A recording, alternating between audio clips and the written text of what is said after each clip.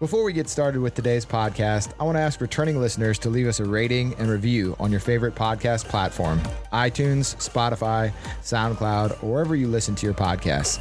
And if you really enjoy it, send a link to the show to a friend who would enjoy hearing our weekly discussions about basketball and basketball culture. Now, on to the show.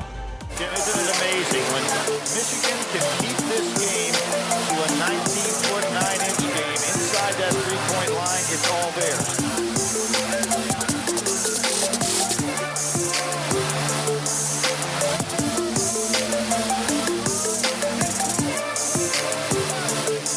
Nice move by Steve Fisher here. Turn it into the 19-9. Welcome to the 19-9 podcast. Tonight's podcast, we're going to be talking about the 1991 NBA Draft. I've got Joe from the NBA here. What's going on, Joe? Hey, how you doing?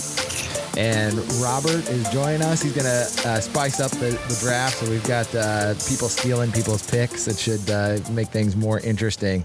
But before we get into that, I just kind of want to see what you guys are thinking of this NBA restart. So I'll start with you, Joe. I'm kind of curious what you're looking at and what the feedback you guys are even getting. Feedback's been good. I think it sounds a lot better than I thought it would on TV. It doesn't sound like there's no one there, so I think that's a good thing. And I think they did a good job with the courts too. The court and the whole setup, it looks very cool. And the NHL did a good job with theirs also. And just putting those LED screens behind everything, it spiced it up a little bit. But yeah, so far so good. And players don't really look that rusty. I mean, a few guys had some bad games here or there, but I think TJ Warren not looking rusty. No, yeah, but I think I know Tatum was like 2 for 18 the other day. Oh yeah, he was. But overall, I think it's so far so good. They've done a pretty good job with it. So, what do you think, Robert? So far I've watched quite a few games. I like it. I think that he said they did a good job with the background and stuff, making it feel like it's not a empty gym that you're staring at. What about the virtual fans? I think is it supposed to be live? I think that's awful. I think so. Brave of the NBA to have live fans because you never know what people are going to do. But I think it's pretty neat. There must be some kind of delay on there, right? There's got to be. Yeah. There has to be. There's no way they would put people just live on there. Who knows, right? Well, I did see somebody with like a unicorn head the other night, so they're not totally like censoring, what they can do.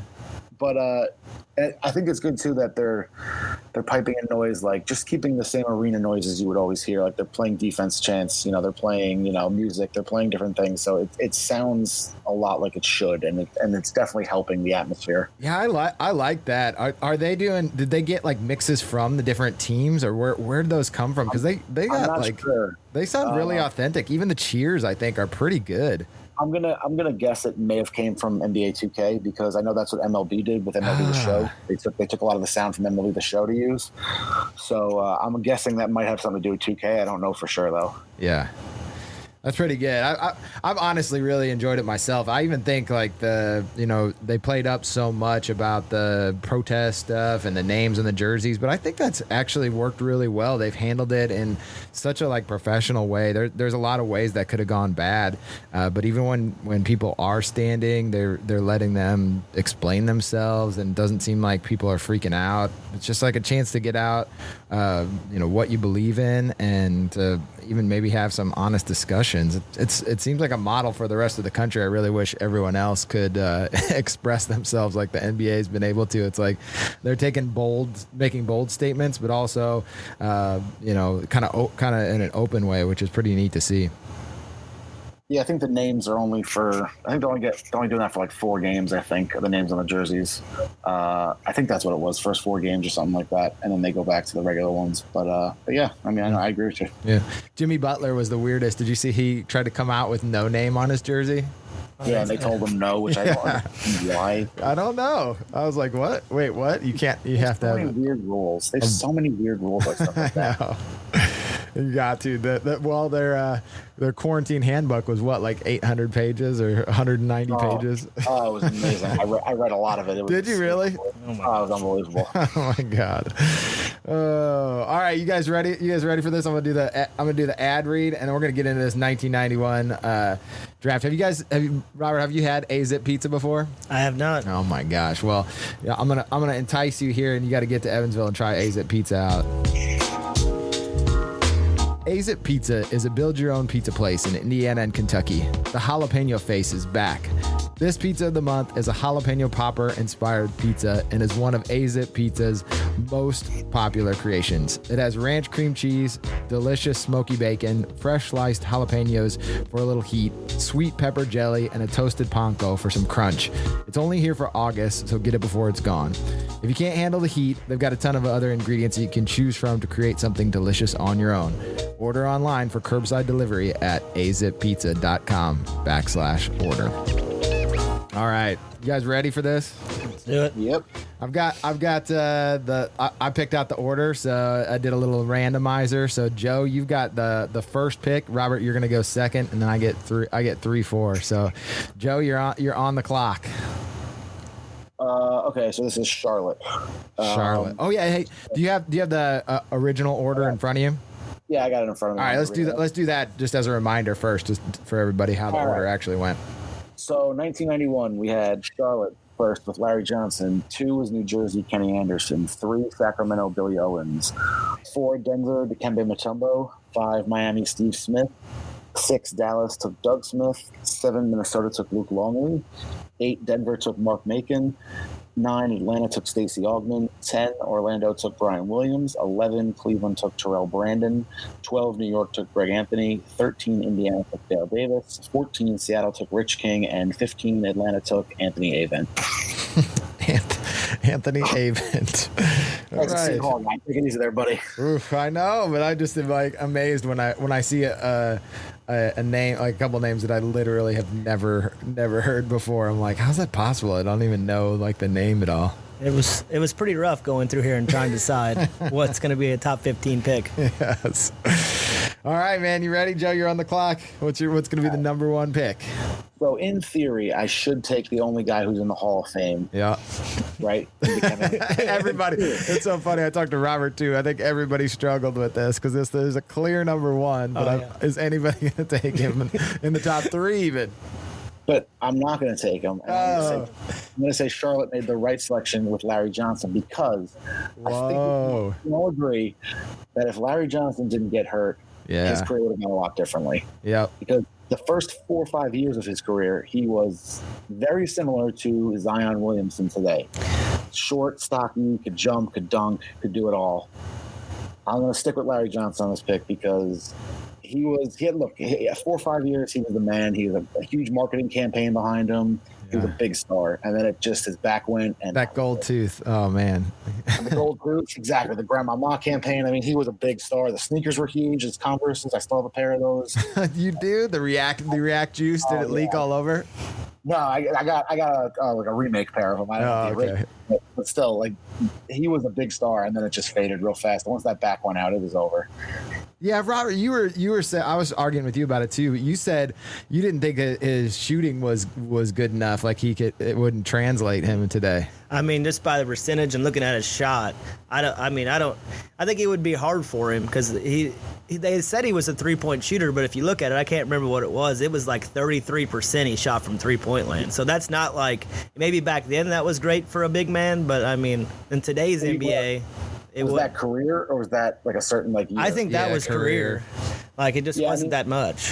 In fairness, he wasn't a shooter early in his career. He kind of had to learn to shoot when he got to the Knicks. Yeah. Because he couldn't dunk it. His back was all messed up, right? So I'm sure if you look at his percentages, they probably went up later in his career, but yeah, early in his career. That'd be interesting to see. Early in his career, he was a run and jump guy. And I mean, it's funny. People ask me about Zion Williamson, especially younger people that I work with, and I go, Larry Johnson was very similar to what Zion Williamson is, except Zion Williamson is a better athlete because all the athletes are better nowadays. Yeah, that's not fair, too. Like the training, I mean, I don't know what the Larry Johnson's training was like at UNLV, but I can't imagine that it was all the time like Zion's. But I don't know. I made Robert watch the highlights from UNLV, and he's pretty awesome in college. He was unbelievable. He was awesome.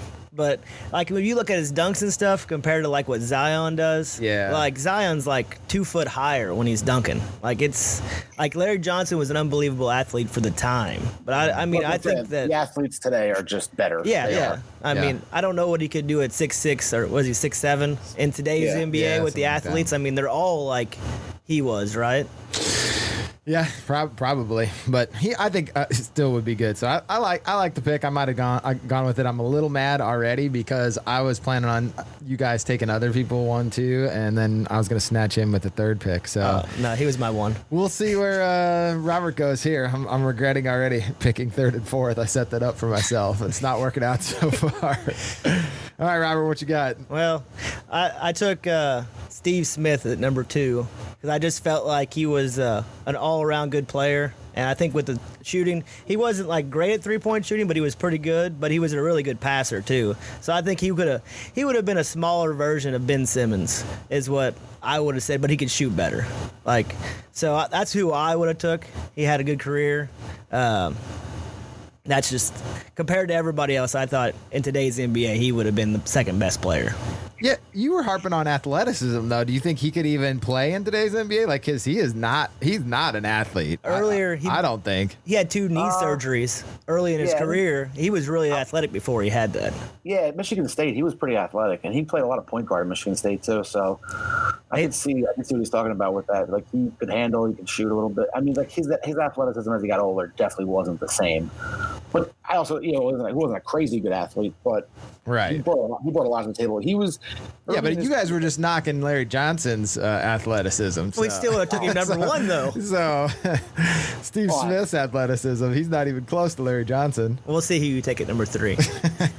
Yeah, I can't wait to see who you take here. All right. Number 3, I'm taking this one's for Barnett. So shout out to the owner. I'm taking Mr. Chibbs. I'm taking Kenny Anderson from New York City, Georgia Tech. Got those 99 Georgia Tech shorts.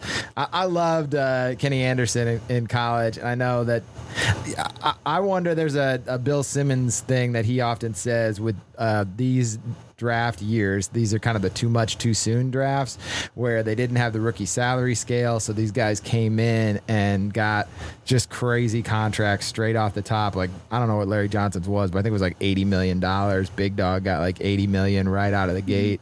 And I think it's just so different now because you got to play for that first big contract. And I wonder if Kenny's career would have been different if he had to get to that second contract before. And I don't know if I like the team that he got drafted on with New Jersey there. I mean, you'd think it would be good with Derek Coleman, but I don't know. Like, Robin Petrovic too was on that team. Yeah, that's weird because I like on paper I like that team, but I don't know, something about it didn't work. I don't feel like he reached his full potential, and that guy was lightning in a bottle. His shooting numbers again were not what I thought they would be, but free throw percentage is really good. So I think you could have figured it out. And if you replay his career, I just feel like that elite quickness and speed, along with just being a natural point guard, it could translate into any era. And a lefty too, which also we know how he likes his lefties. I personally had him lower just because I just didn't feel like in today's NBA, because I based everything off today's NBA. Like, he wasn't really tall, and I just feel like he would have just got abused on defense. And I feel like if you're going to be short in the NBA today, you better be an elite scorer. Well, don't worry, because I've got the 4th pick, and I'm about to solve his problems with defense. Because of the 4th pick, I'm taking Dikembe Mutombo. Oh, jeez. You guys can make fun of me, but defense still matters. Like it does. I'm not making fun of you at all. Okay, good. I like Dikembe Mutombo. I think people. I get annoyed with people who kind of shit on guys like him. We're like, oh, he didn't average even 10 points. I don't care. Yeah. I don't care. There are certain guys in this league who have been in this league.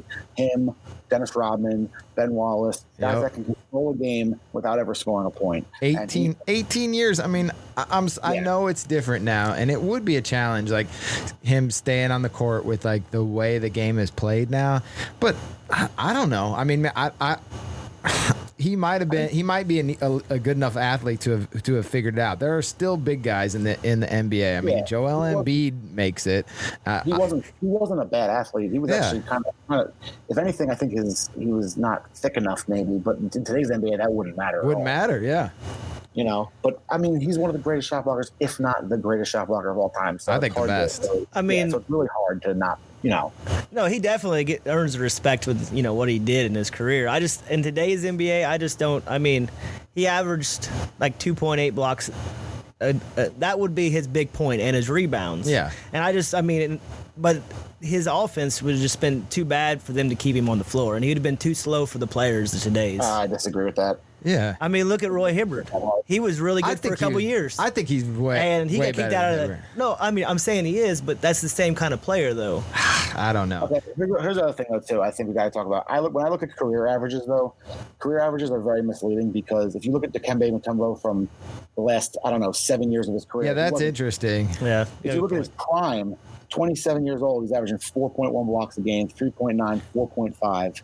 He's having years where he's averaging 14 rebounds, 13 rebounds. So his career numbers, I think, are a little misleading sometimes only because every player has those last couple of years that drag all their averages in their career. Especially if you're playing 18 years like he did. Oh, no, he was definitely good. There's no I want question. these guys to retire earlier so they don't have these years. I bet they don't when they're getting those paychecks in at the end of the bench. Too much money. The retrospect, aspect of it. I want to be able to look back and be like, oh, okay. When a guy says, well, those career numbers are kind of low. Well, it's like he played 7 years where he didn't do anything at the end of his career. Apparently now we can just say that games don't count towards things now that these bubble games don't count towards MVP. So we can just say those don't count towards his total stats, right? I think that the stats still count. I know, that's what's crazy. Like, why do the stats count if they can't count towards the awards? That doesn't make any sense. This is why we should have just went straight to the playoffs. I know. I think so too. Well, it's more like a preseason, right, for the playoffs. Yeah. I mean, they're just trying to give people a chance. It isn't though, because like some teams are actually, like, if you think about it, some teams are really playing for something. The teams at the back end of the top 8 are playing for something, whereas like the Clippers can't even catch the Lakers. They really can't. Yeah. So especially now that the Lakers won that game. Yeah, so it's like basically the Clippers. Yeah, the Clippers are playing a preseason type schedule, but like the Nets are playing for their playoff lives basically. So it's weird. It's like some teams are playing for real, other teams aren't right now. I mean, have you watched the Lakers? Have you watched like how LeBron hasn't tried to score at all? Yeah. I mean, I think he tried to score in that Clippers game. I think against Paul George and Kawhi, it's not easy for anybody to score. Yeah. That's all. He had a couple pull-ups too that he missed in that game. Yeah, he was off rhythm, but I think that's just a tough matchup for him. That's got to be AD carry. Got to be the man through that series. AD's got to be the man the whole AD was on playoff. fire the other night too. AD was playing really well. No doubt. All right, Robert, you're up with pick number 5. Now, as much as I gave you a hard time about yours, mine is definitely a homer pick because I am a massive Indiana Pacer fan. So I took Dale Davis. All right. And I don't think he could probably play in today's NBA, but he was a beast back then. Just like a screener. He would definitely hurt some people. He could be a role man, maybe. I don't know. He couldn't shoot though. I mean, I watched him. Yeah. He's got an ugly shot too. It's pretty ugly. I mean, but I felt with the people left that it was still a good pick. Yeah. At pick number 5, you're taking that. There's a lot of guards left on the table. Actually, I missed one of them. But I'm going to go ahead and take him anyway. No, it's too late. You took him. I know, I took him, so I can't take him back. But there was a player I was going to take him above. I just saw it on my list. And now I feel really silly. Too late. Anyway. Yeah. I love Dale Davis again. I think we talked. Was Antonio in the last draft? Yeah. So I think I love both of those guys. Watching them play, they were just fun characters. Like, again, just epitomized late 90s basketball. Yeah. Old school screening. That it was just the old way. You don't see anybody screening hardly now. Just beating people up. Yeah, the way it should be, but it's not anymore, unfortunately. So fundamentals are gone. So I got to watch Harden and Doncic play the other night, and it was oh my gosh, 32, and no one playing any defense. That was unbelievable, especially that first half. I was like, "There's no defense being played right now." I watched the highlights, and I was like, "Is anybody going to even step in front of anybody?" No. Harden looked good though. I mean, his moves are. I like people hate on him, but I love watching him. I think he's got just like he's so creative with his moves. I just think that's a really unique skill to all these years later to see him do a move and be like, I don't think I've ever seen anybody do that before. Yeah, he was locked in the other night, really. I think he sprained his ankle too and just got up like tightish, did like the classic foot on the stanchion, tied it tighter, and just went out there and kept balling. Yeah. So wait, am I up now? You're up, Joe. Pick number 6. To the lowly Dallas Mavericks. All right, I'm going Terrell Brandon. Terrell Brandon. That's a good pick. He was on my list. That was actually my number 3 pick. Kind of overlooked in the grand scheme of things of the 90s. Really good player though. Did he make an All-Star team? Made 2 All-Star teams. 2. All right. I actually think that he was better than Anderson. He actually get out of here. He had good seasons. He had a better career than Anderson. Yeah. But Anderson was more talented. He just didn't do as much with it, I think. Yeah. That was that too much too soon thing. Well, that's the thing. Before we talked last time about Derek Coleman and even Larry Johnson. Kenny Anderson was another one who had his 3-4 best seasons were his first 4 years, and then he just tailed off completely. Yeah. You know, some of those guys, they really, you said they come in hard, they go hard for a couple of years, and they're really good, and then all of a sudden it's just gone. And he was kind of like that. It's tough too. Like I said, you get that.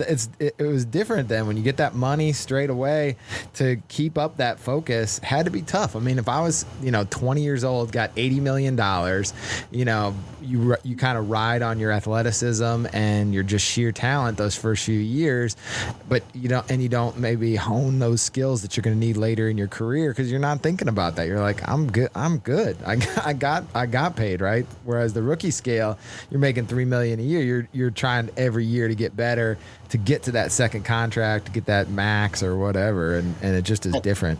And also, too, it's funny, Terrell Brandon is the opposite because he sat for 3 years behind Mark Price before he even got a shot to play and was a backup. And then really, by the time he was 25, 26, he was making 2 All-Star teams back-to-back and was averaging 20 and 6. And was very good player. I think a guy that a lot of people forget about, but was a very good point guard for the 90s. Did he play in Minnesota, too? He did later in his career, and he averaged, when he was 29, he was in Minnesota. He averaged 17 and 9 that year. So, nice. I mean, he had a very solid career, man, for a guy again who started as a backup. And, Yeah. He was more of the slow burn, whereas Kenny Anderson was shot out of the gate and then just faded away. Achilles? Did he have Achilles injury? Is that what took him out? I can't remember. Towards the end, yeah, when he was around 30, 31, because his last season he was only 31 years old. So. That'll get you. I just wonder too with these smaller guards back in the day. I mean, when they came in, they were running into brick walls and getting drilled. I mean, at 180 pounds coming out of college, they were getting their head taken off every night. My God. How did that really affect them? Like you go inside and get hit by Dale Davis or Antonio Davis or the Detroit or something. You're thinking, do I want to really do this every time? I already got paid my money. How many years do I want to do this for? Well, it's the reason I think that Iverson kind of at 33, 34. Oh, man, no kidding. All those years of just going in taking there a beating. hit, it catches up after a while. And he was even known for his toughness. Iverson was. Yeah. All right, you got pick number 7 as well, Joe.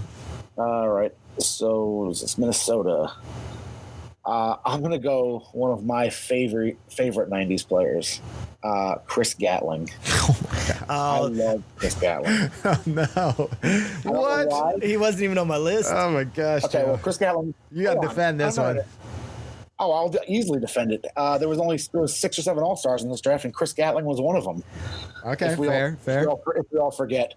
Yeah. Chris Gatling was 6'10", could rebound, could shoot a little bit, could take you off the dribble a little bit. He played for multiple different teams. He got traded all the time. Literally all the time. In fact, there was a stretch where he went from Golden State to Miami to Dallas to New Jersey to Milwaukee to Orlando to Denver in like a 4-year stretch. But when he was his best season, when he made the All-Star team, he averaged 19 points, 8 boards, and he was shooting 53% from the field. He was a very good player. And again, dangerous lefty, and he had that weird scar. He had a funky game. Yeah, he was one of the early headband guys too. Rock the headband. He was. But here's the thing. So now I just took him 7th. I can't wait to see who you guys had you were willing to take before him, because after him, there's not much left in the draft that's that great. So, well, I think I'm just going with people. I know you're being very analytical and smart about it. And in this draft, I'm like, I just had to throw that out the window and be like, I'm going for players that I just like to watch. I can't wait for one of you to take like Ike Austin or something. No, he wasn't on my list. Ike Austin. All right, I've got pick number 8. I'm going with the Plastic Man, Stacey Augmon. Oh, what a bust he was! I couldn't take him. He didn't even shoot a 3. He was a small forward for like 5 years. I don't care. How would he play in today's NBA? He would he might be my he might be my center he might be my backup center off the bench. Well, was he like 6'7"? 6'7", but hyper athlete, threw down all kinds of dunks. The Plastic Man. What you guys are hating on that? You can't hate on Stacey. You tell me wouldn't want to watch him play. I'll tell you why I can hate on Stacey Augmon, because Stacey Augmon was a phenomenal college player. So good. Was taking the lottery. Yep. And had first couple years, 13 points, 14 points, 15 points, 13 points, 12 points, nosedive at 27 to 4 points a game, never averaged more than that after that rate. I know. I mean, he played 15 years in the NBA. That's a good career. Josh and I get into this all the time because I sometimes go the other way, or usually do, where I do look for those like highs or where they're at their peak. And I see what you're saying, but he was fun to watch. You know, maybe, you know, he gets the right shooting coach, and, you know, what if he's in New Orleans? Who's the New Orleans shooting coach that turned Lonzo and I mean, those two guys couldn't shoot at all, and now all of a sudden they can both shoot a little bit this year. Here's my argument with that. When people say guys back then couldn't shoot, yeah, because they didn't have to shoot because the game wasn't like that. Right. If you put any of these guys in today's game and they go, you got to learn to shoot, they're going to learn to shoot. Okay. Well, I think to a certain extent. Who's the New Orleans guy? I'm blanking on his name right now. The lanky guy. The lanky guy. Oh, Ingram. Yeah. So Ingram, yeah. could Stacey Augmon be Brandon Ingram? I don't know about that. No. I think what's Ingram's taller, isn't he? No, and he's got arms down to his ankles. A little taller, a little longer. Maybe longer, not taller. I think the Ingram, when they did all the revisions to their heights, he was one of the guys that shrunk. He's only like 6'7". His wingspan's like the Plastic Man doesn't have a big wingspan. Ingram is crazy long. He is long. All right, so maybe that's a bad comparison. All I'm saying is this. Stacey Augmon had a nice couple years and then was literally a 15-minute guy the rest of his career, from 28 to 37. Okay. All right, Chris Gratling. Let's I think we're just it's slim pickings from here on out. So let's see who's Robert. Let's see who Robert's got at 9. All right, I'm going with Billy Owens at number 9. I loved him. He was on that. Was he on Run TMC? Was he on that team? He was right at the tail end of it. I think, in fact, they may have traded Richmond right when they got him. Oh, okay, that might be. Why did he not have a better career? I mean, it wasn't bad. He was, 10 years. I think he was traded for Mitch Richmond, actually, I want to say. Because Sacramento made the pick, but he didn't start. He played for the Warriors, right? Yeah. Yeah, he didn't start his career with them, so he might have got traded for Mitch Richmond. Yeah, that could be. I mean, why wasn't that Warriors team better? They were good. They won like 50 games. Yeah, but they had a lot of good players. Hardaway, Sprewell. They had. It was all small. Who was the other guy they had? Small ball was cool. Yeah, they were in the wrong time period. Oh, Weber. They had Weber, too. They would have run into Seattle or somebody with Sean Kemp. Well, they had Weber, but not for long. And then he got... Yeah, they had him for one season, and then he was out. He was out. So. And they had Mullins, too. They did. But they needed Weber to be happy there, and that team could have really gone somewhere. But just, you know, without him, they never had that big guy that would have made their team complete. I guess back in the day, 50 games was a lot. It is. Still is. Billy Owens had a solid career when you look at his career. He just wasn't. He was a big time college player too. So it is crazy. Like how many times you can go through this list though and be like, man, if that guy could only shoot. I mean, I feel like every that should be Chris Brinkley should definitely be making his money, right? But I'll give you a season at 93-94. Billy Owens was 24 years old and he put up 15 points, 8 boards, 4 assists, and a steal. That's nice. So it's still a good season. Shot 50% from the field. Yeah. But that's not a bad year by any means. I know. I guess from long distance. He definitely was a prototype player, though. I loved watching him play because he was one of those guys that it was unusual to see a guy as big as him like move and run the court and handle the ball a little bit. Like that wasn't the norm back then. So I'm going to rant for a second here because I got to get this out of here. Joe rant, get back. NBA today with the 3-point shooting has warped everyone's mind now that if you couldn't shoot threes back then, you couldn't do anything. I can't take it anymore. It's a glorified 3-point shooting contest nowadays. That's all it is. And it drives me nuts. It was such better basketball to watch back then. I do gotta say I do totally enjoy agree. it. I know. We watched LSU and Loyola Marymount, and now Loyola Marymount did shoot a lot of threes, but they also ran for layups too. And I think that's what's weird now for me is when teams run to the 3-point line instead of getting layups too. They run in transition and the guy stops and pops a three. Exactly. So I don't mind the threes. I do know what you're saying. Just the diversity. You can blame that on Curry.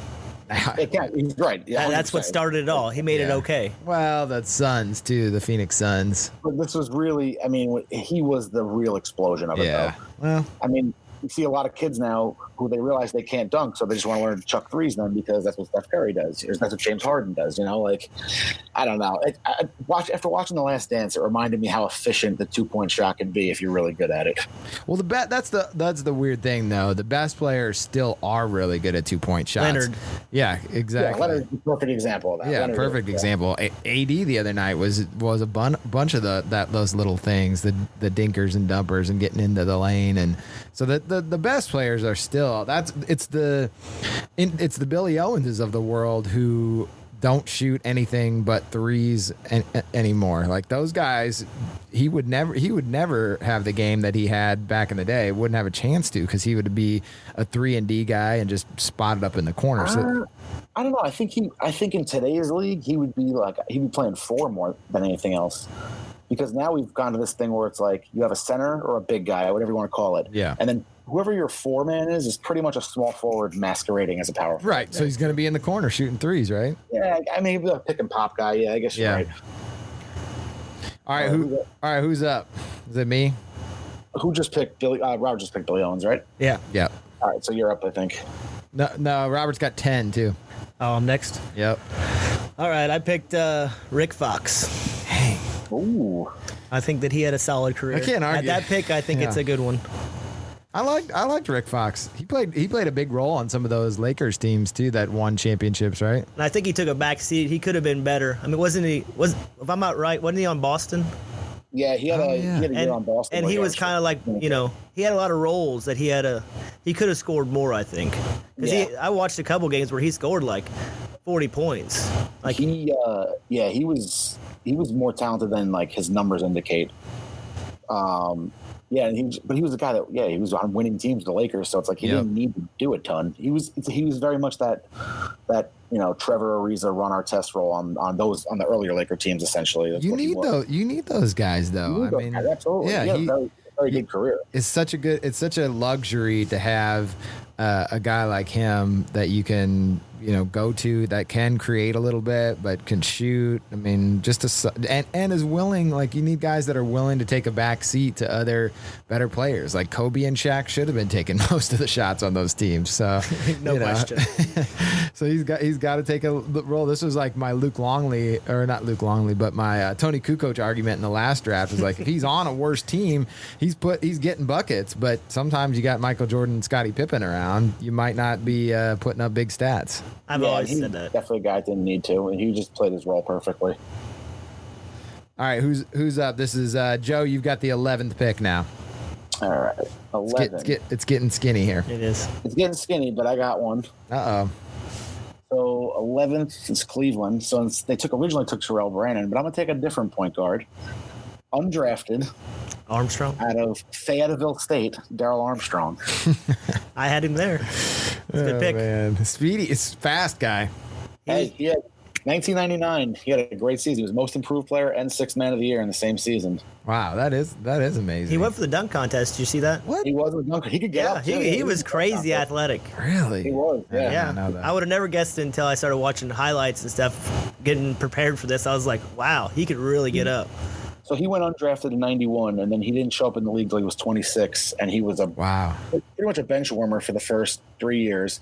Started getting a little bit of an opportunity in the post-Shaq years, and then in the lockout shortened season in 99, he averaged 14 points, 7 assists, and won 6th Man of the Year and Most Improved Players. And he had a nice 3-4 year stretch after that then, where he was averaging 16, 15. He was solid, and for a guy that was undrafted to make his way the way he did was pretty impressive. Yeah, I always liked him. Just an energy guy. He's one of those guys that I always get mad now in drafts where they'll like, who's the guy on Brunson on the Mavericks or Yogi a couple years ago, where people will like hesitate to take them because they're like, oh, they're too small, or they were in college for 4 years, so you point out all their faults rather than the things that they're good at, and you're like, that guy's a player, he's a ball player, he's gonna be okay. Like, he might not be an all-star or have a really long career, but he's gonna, that's a good pick later, maybe not in the lottery, but that's where in this draft that's a good pick for sure.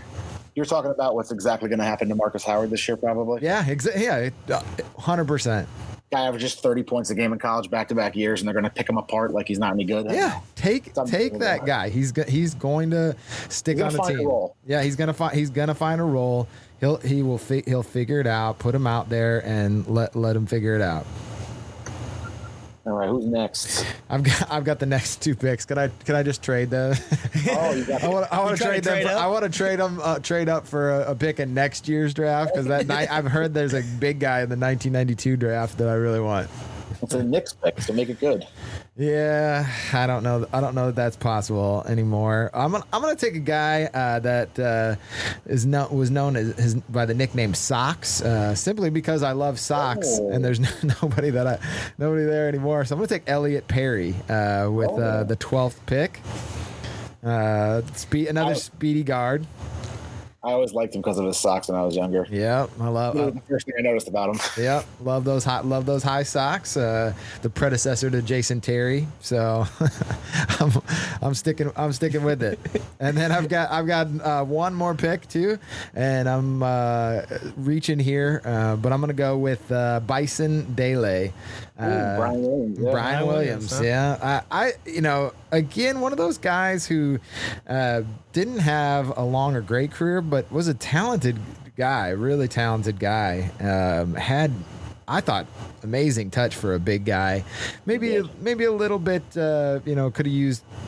I don't know. He had Phil Jackson, so that was probably where he was at his peak, maybe as far as like impact. But I don't know what would have been better for him. But certainly had talent to have a bigger role in the league. Look, he was one of those guys that you put him on a bad team, he's going to get numbers. Yeah. If you look at like 96, he played with the Clippers and he averaged 16 points and 8 boards. So they were terrible in 96, but he got minutes. Hey, someone's got to score, right? Exactly, someone's got to produce. Oh my gosh! All right, who's got the four? We got 2 picks left in this amazing. So 14, Robert, you're up with your last pick. I'm kind of surprised this guy's still left. Really? All right, who you got? I got Bobby Fields. Rich King. Bobby Fields. Yeah. Did you guys look at his stats before? I mean, he passed away, but like the last 3 years that he played, he averaged like, I want to say about 14 or 15 points a game. He shot like 40% from 3-point land. In today's NBA, really? He could have averaged maybe 18 or 19 points, and he was solid. Like he was 6'7", 6'6". He was like Kendall Gill light. Yeah. Like, you remind me of Kendall Gill's game. Same thing. 14 points. He'll play defense. He could shoot a little bit. Same thing. But he was talented. It's a shame what happened that he died so early, because he was a pretty good player. Yeah, he was just getting better. To him? I don't even think car wreck. He got in a car crash, I think. Oh, really? Yeah, Did he play for the Clippers? No, the Hornets. Who am I thinking of? He played for Cleveland and Charlotte, and then he died when he was on Charlotte. He got in a car crash mid-season. Bummer.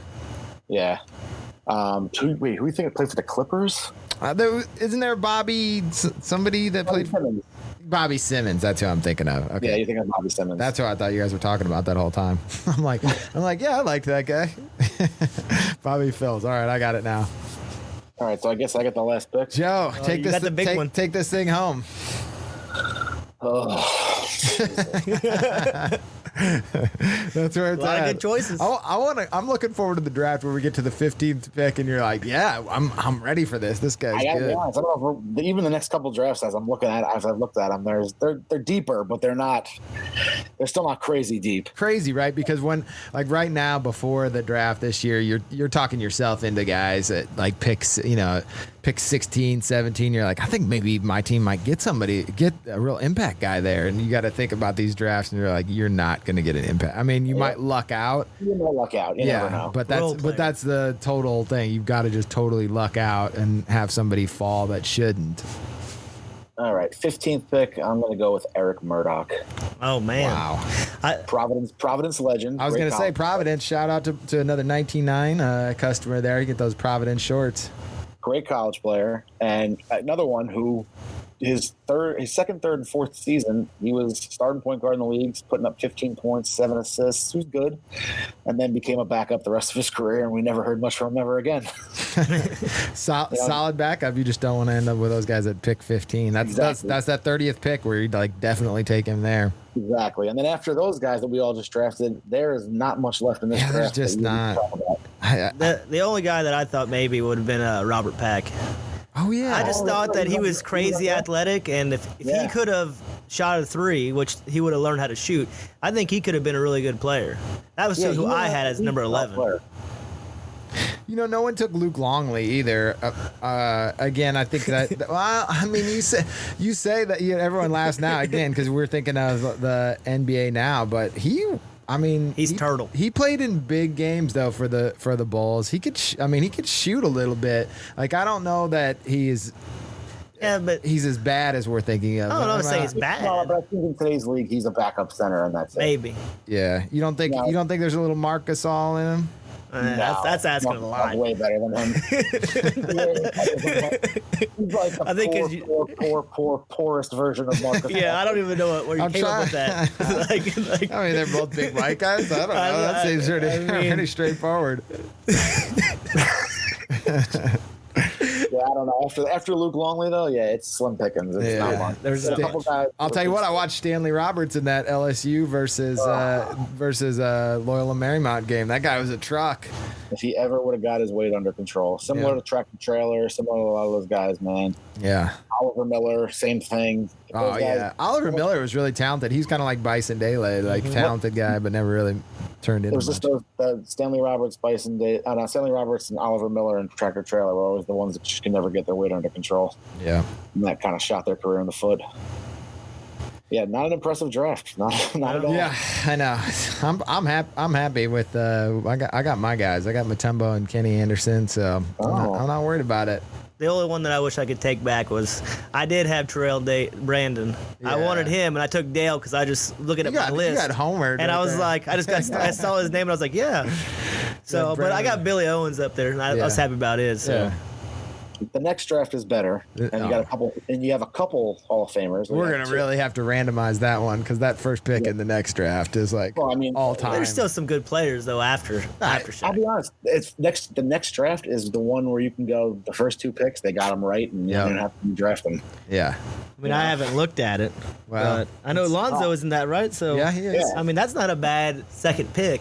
That's what I'm saying. Maybe he's a solid player. Get out of here. If you're talking about all-time greats, you don't want to miss on. Would you have took Alonzo over everybody in this draft? Yeah, of course. Okay, that's like saying you get the third pick in last year's draft. Like you get R.J. Barrett instead of Ja or Zion. Like it hurts when you miss guys that are going to be all time greats. It's rough. I'm kind of searching right now of the '92 draft, and I think it's going to be pretty tough after you get past 4. I mean, it's we really should start that one at the third pick because the first two are pretty much non-debatable. Locked in. Yeah, I don't know. We're gonna do a coin flip ceremony. When they show the redo draft and Popeye Jones is 18th, I mean I love Popeye Jones. I mean, some of these people I don't even know.